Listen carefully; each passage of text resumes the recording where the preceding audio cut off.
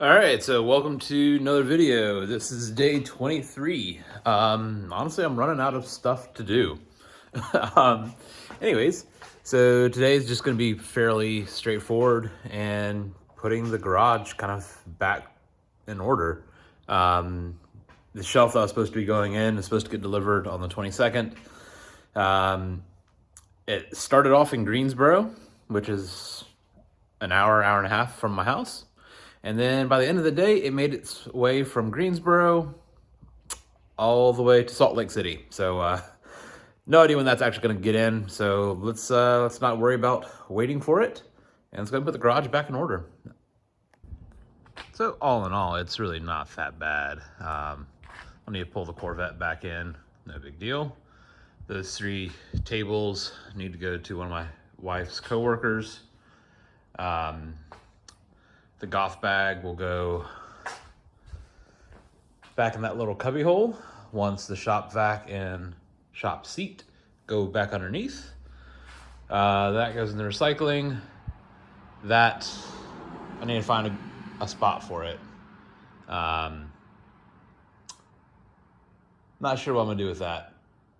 Part of me wants to kind of just put it on top of the tires and then secure it to this frame. It just keeps it up and out of the way until I'm ready to use it.